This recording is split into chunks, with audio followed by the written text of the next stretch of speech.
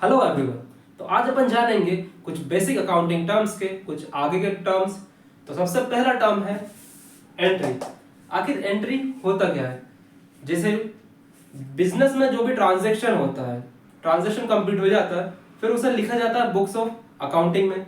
तो ये जो बुक्स ऑफ अकाउंटिंग में उसे लिखा जाता है उसे कहते हैं एंट्री। इसकी प्रॉपर डेफिनेशन होगी, when a transaction is recorded in the books of accounting. जब कभी भी ट्रांजैक्शन बुक्स ऑफ अकाउंटिंग में रिकॉर्ड किया जाएगा उसे कहते हैं एंट्री। अब सेकेंड है बैड डेट्स। बैड डेट्स नहीं होता, बैड डेट्स होता है, बी साइलेंट है यहाँ पर। तो बैड डेट्स क्या होता है? बैड डेट्स मतलब होता है, सिंपल कॉन्सेप्ट में अगर समझो तो, irrecoverable amount from a debtor. समझ में तो नहीं आया होगा। डेटर का मतलब होता है जिससे हमें पैसा लेना है, ठीक है। फॉर एग्जांपल मेरा बिजनेस है कपड़ों का, तो मैंने किसी को उधार पर सामान बेच दिया, ठीक है। अब उधार पर सामान बेच दिया, मगर वो सामने वाला बंदा भाग गया, फरार हो गया। अब वो मुझे पैसा दे ही नहीं रहा, तो अब मेरा पैसा क्या हुआ? डूब गया। तो ऐसे ट्रांजैक्शन की एंट्री जिसका पैसा अपने को नहीं मिलेगा इन फ्यूचर कभी भी, उसे कहते हैं bad debts. Irrecoverable amount by the debtor. Debtor कौन होता है? जिससे हमें पैसा लेना है, जिसे हमें उधार में सामान दिया था, जिसे हमने अब उससे पैसा हमें लेना है, वो होता है डेटर। और बैड डेट्स का मतलब होता है ये डेटर भाग गया, अभी पैसे दे ही नहीं रहा हमें। थर्ड हमारा अकाउंटिंग टर्म है इंसॉल्वेंट। इंसॉल्वेंट का मतलब क्या होता है? इंसॉल्वेंट का अगर डेफिनेशन देखो तो बैंकरप्ट पर्सन या फिर एंटरप्राइज। इसका मतलब होता है ऐसा पर्सन या ऐसी एंटरप्राइज जो सिचुएशन में नहीं है कि हमारा पैसा रिटर्न कर सके। उसने अपना बिजनेस बेच दिया, सारी सेविंग खत्म हो गई, घर वगैरह बिक गया, जमीन वगैरह सारी चीजें बिक गई, जिसके बाद भी वो पैसा जिन जिन को उसे पैसा दे रहा था उन्हें पैसा नहीं दे पाया।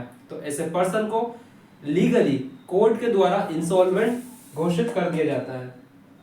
तो not in a condition to pay the debt. Insolvent is a person who is not in a condition to pay the debt. Debt मतलब जो कर्जा पे नहीं कर पा रहा, ऐसा पर्सन को कहेंगे इंसॉल्वेंट। और सॉल्वेंट, इंसॉल्वेंट का अपोजिट सॉल्वेंट। ये ऐसा पर्सन है जो कंडीशन में है कि he will pay the debt, वो अपना जितना भी कर्जा है वो पे कर देगा।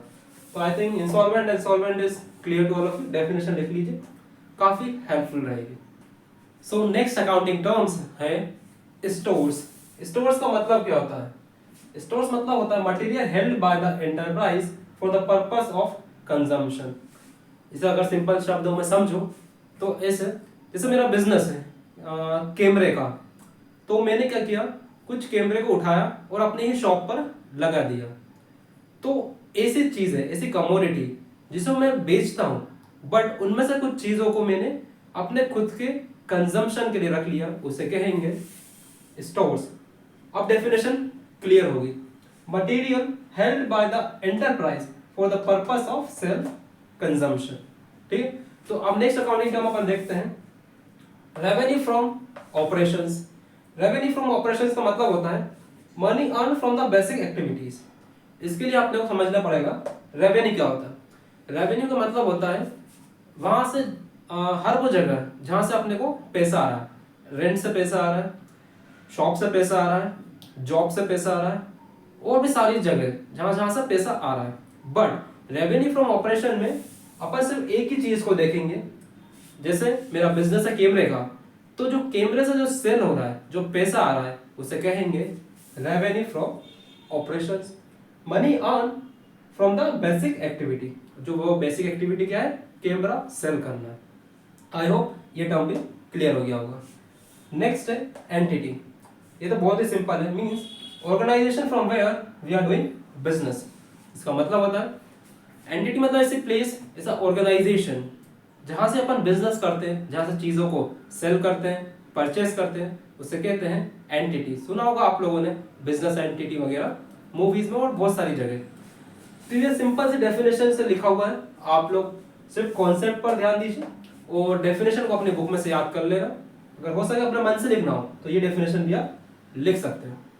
Thank you so much for watching. अगर वीडियो पसंद आई हो तो subscribe the channel, hit the like button. Thank you so much.